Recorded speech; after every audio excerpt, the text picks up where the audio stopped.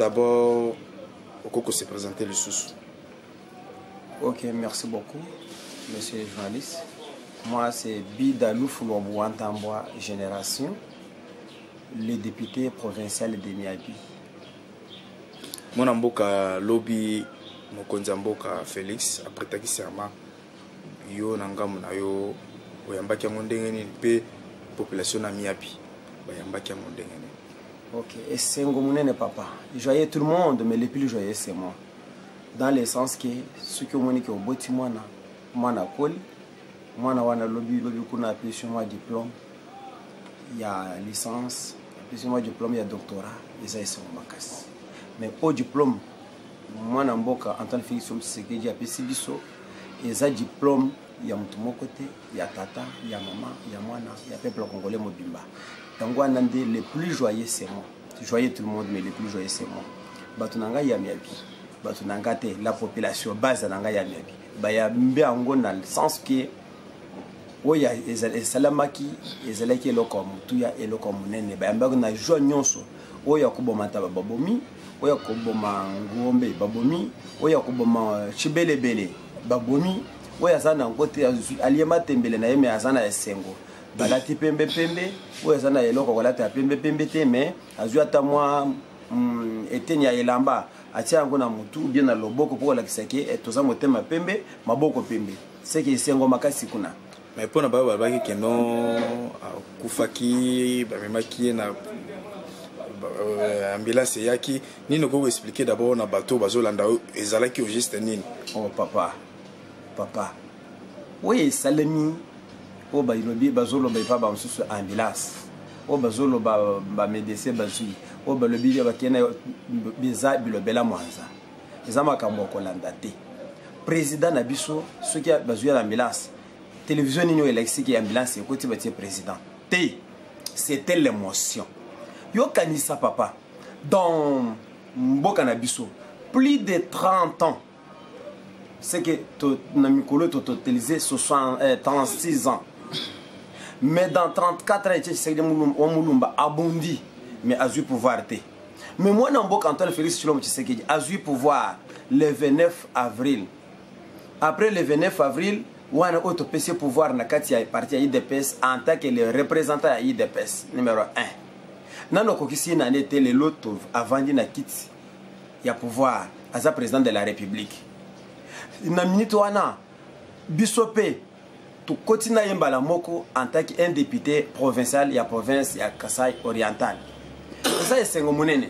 Ce qui est à la moitié nanga, est à la bana nanga, est à la famille nanga, est à la base nanga miabi. Batunyo so bazui palpite, bazui trouble ya esengo. Mais poneni oyo mwana ya président. Etienne Tshisekedi wa Mulumba, l'écran élu de ya opposition, l'écran père, le père de la démocratie. Mwana wana yoki pouvoir au papa nanga combattre lelo oyo nazu pouvoir au papa nanga kokozwa.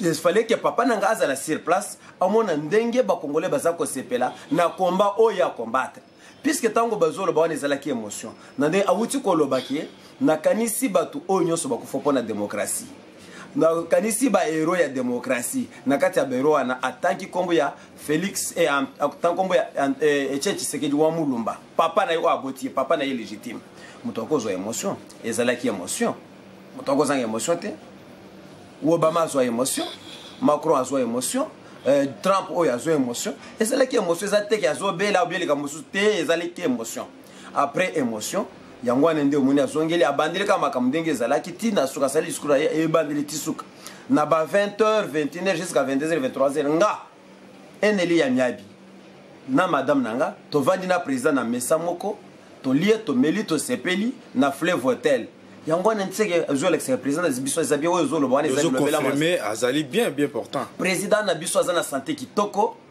président na biso azana beauté président na biso azana makasi soki mutu nyonso oyo yazo sala makambo ya mabe neti alinga bebisa démocratie président biso azana makasi ya kobeta mwa likofi ya poke azonga ka sima abebisa anani démocratie te message nini vraiment ezalaki lobi na discours ya mwana mboka Félix Tshisekedi ba message ezalaki nini pour la population. Merci beaucoup message munene oyo ya président na biso ezalaki Que demande le peuple? Que veut le peuple? Peuple a linginini. Peuple a zosenganini. Puisque le peuple est moko banda koloba, qui peut sauver le Congo? Pourquoi sauver le Congo? Comment sauver le Congo? Qui est l'ennemi du Congo et des peuples congolais? Yangwane siko qui demande le peuple wana? Moi Mboka, Antoine Félix Tshisekedi a lobby, peuple veut la paix. La paix quand on a Congo mobimba. Peuple veut la sécurité, que la population congolaise sera sécurisée par Antoine Félix Tshisekedi. Peuple veut la paix, peuple veut la démocratie. Le peuple, il faut que l'exprimation, la population congolaise doit s'exprimer librement. Le peuple a l'ingui droit de l'homme. Le peuple a l'ingui le droit de l'homme. Il faut que le droit na yo.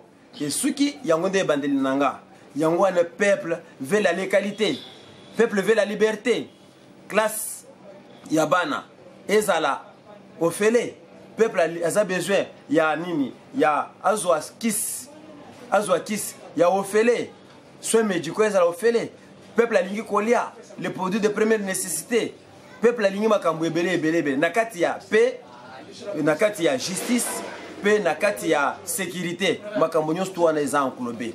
Cela veut dire, président Abisso le Belaki Mingi pour un projet de société Abisso et IDP, c'est comme ce président de société, il y a Congo Mobimba, le peuple d'abord. Il y a qui vaincre la pauvreté. Il y a un ce qui demande le peuple. Yangwana ndé da kati ya discours na englobé makamyo swana à lobby non la paix, la sécurité ainsi que la liberté ou bien la démocratie. Attitude à moi Mboka Joseph Kabila lobby remarqué que ngondenge nini. Ko bandela muntu na wana papa. Attitude do azala que ndingo mona ki Joseph Kabila est-ce que ça qui ne sengo ko pesa pouvoir candidato vraiment c'est loyo lecture. Papa na minute oyo azala na esengo, azala na ngote, azala na kanda, azala na ngote. Yende mutu apesi biso pouvoir te.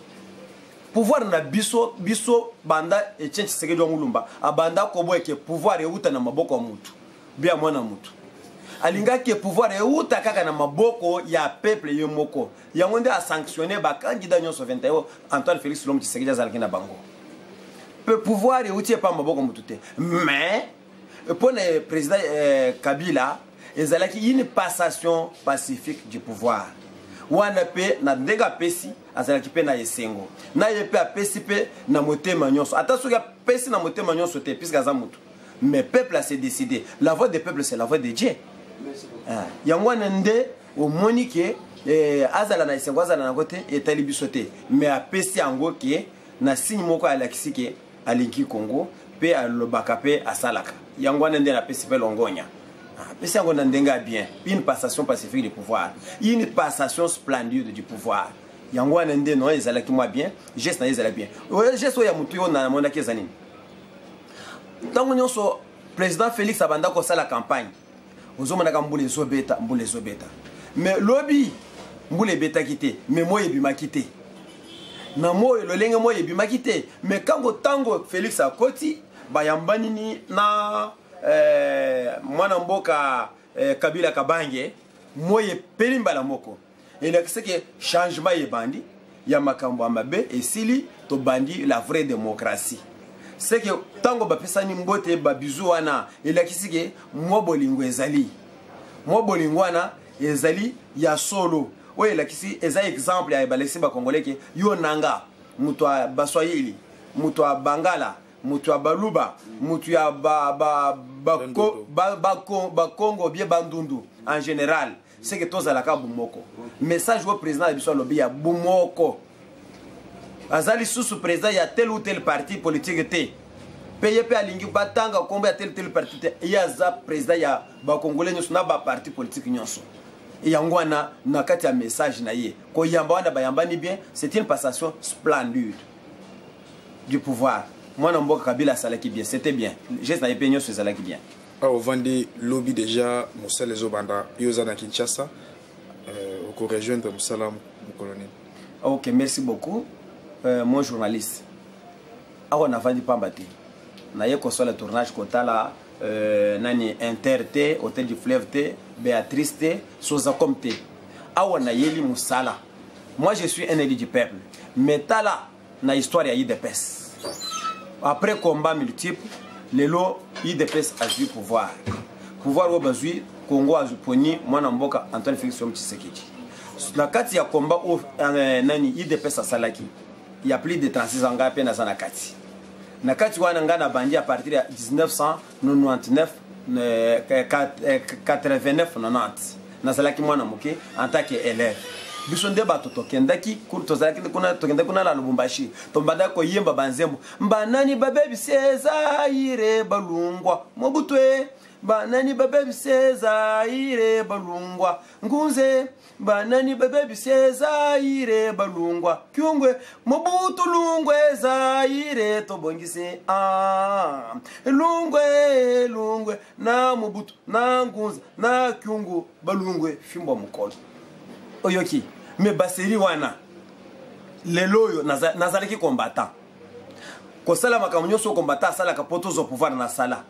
me na minute oyo na ndenge wana mboka Etienne Tshisekedi lobaki ke peuple akofuta yo nzambe akofuta yo ngayite seka yebaki ya kozala te lelo peuple afutinga na kati ya bitumba wana Félix akomi président ngape na komi député ou nazalaki simple combattant négligé de tout le monde moni combattant bamona kayete puisque azana eloko te azana mutu kate azana ndako te lelo na komi na kati ya histoire wana qui Félix président de la République Bidelo Flobantambo député provincial élu passivement de Miabi champion de Dekasai umoni ki eza yesengote c'est que nous allons écrire notre propre histoire ce qu'on a vanda kuna ou bien na ya kotia poa na pouvoir oyo Antoine Félix Tshilombo azui yango nde na ya awa na chipona cha poa na kati ya pouvoir ya Antoine Félix Tshilombo Tshisekedi c'est pourquoi parlement yezelinga lobby samedi na kokita kuna pona kota na parlement puisque Congo m'a cherché Congo m'a trouvé yango nende lobby na kokita kuna pona kota kaka na parlement yesalemi pona biso so biso ba député to zate ba ko benga ngo parlement provincial te ou bien parlement national te yango na lobby na kokita kuna po to vanda na bandeko to yebani ne to ko sala na kati ya parlement. Est-ce que les gens qui ont un bon aéroport, message nous lancer lobby pour nous quitter, ba internet. Ok, merci beaucoup. Na ko ibisa ba ndeko nanga ya miabi po baya ko yambanga na aéroport te. Kozala député za iloko spécialité. Pays ezo pese différence ngana bangote. Po ke pona ya il faut ka ba yambanga te. Eza peut-être des fois na kati ya bante valero to banda ko bundela. Mais eloko mutu ezaki na kokitaka neti batu nyonso na kosala makambo nyonso neti batu nyonso soko ya lingi ko yambanga na koboya yete mais zateke na koyebisa batu boya ko yambanga yi boya non eza na kati ya banti valero to banda ko boya différence na bango na ngai ezaki bango baponinga na kendo kosala bango salanga na za muumu na bango ezateke nga muumu na bango na comme neti patron na bango te wana il faut to pesa moi différence entre parlement ya kala ya ba dictateur na parlement ya biso ba démocrate yango wana nde papa na kolo bateke lobi ba ya ko yambanga non woya lingi ko ya ko ya mais na ko lancer na voix publique teke boya ko yambanga non ngana zaka simple personne na kokota wana soki na koti na parlement wande ko pesa différence mais en bande ya parlement soki na zana ndako ya ata na nzela ngana kutokozala kaka lo lenge moko ko le ndenge to liaka ko vanda ndenge to vandaka ko sepela ndenge to sepelaka mwana mboka bida merci ngai na lobby merci mpe na ndimi merci na yo mais na sukité puisque peuple a miabi peuple a Congo bazo ba ebele bazo na yoki kuna banzembo bazo yemba oh bolobi peuple d'abord oui c'est le peuple d'abord c'est le peuple qui est dessus bien sûr mais biso peuple to yeba likambo moko Antoine Félix Tshilombo azamana otoboti oboti mwana faut pesa mwana wana 1000 ya liboso libela mama na ye tolandi 1000 qui est foufou et consort kotang sie classe et consort lelo mwana koli azui diplôme wana tokosoka na été photo pese musala siko to pese Antoine Félix Tshilombo musala mais na kati ya musalo azako sala ou bien akosala ezateke to espérer pa na ye ki ayako pese biso eloko ezateke to espérer que Antoine Félix apesa le biso boya sala biso boya te il faut que biso nous personnellement tokanisa eloko nini tokosala pona Congo tokosala po que Félix Antoine Félix Tshilombo Tshisekedi alonga faut to chaye poids ne faut pas espérer ce n'est que qu'est-ce que Félix va faire pour nous il faut que Félix fasse ça et ça pour nous non il faut que biso peto kanisa qu'est-ce qu'on peut faire pour Félix et qu'est-ce qu'on peut faire aussi pour le Congo wana nde différence ya entre ba dictateur na ba démocrate puis biso toza ba démocrate ba dictateur ke mutie mutu kopesi mutu pouvoir faut mutu abanda kokanisa tina ndako na yo ayoko sala yo salongo na kati ya chambre na yo aya na toilette na yo ba yoko sala le président alungo pe na yako sala non. Nous devons commencer par le commencement. Toyebe loko nini à partir de ndako na biso et loko nini toko sala le président pe toko sala mboka. Paye président azo makambo en charge ayeba ke te bato balobi ou bien bazo sala bona ba sala loko nini. Ezateke na Tongo Félix ozo sala biso nini osalité te foi oyeba ke Tongo etani na sala nini pona mboka nanga na sala nini pona Félix yango nende papa na lina loba. Merci. Merci beaucoup papa.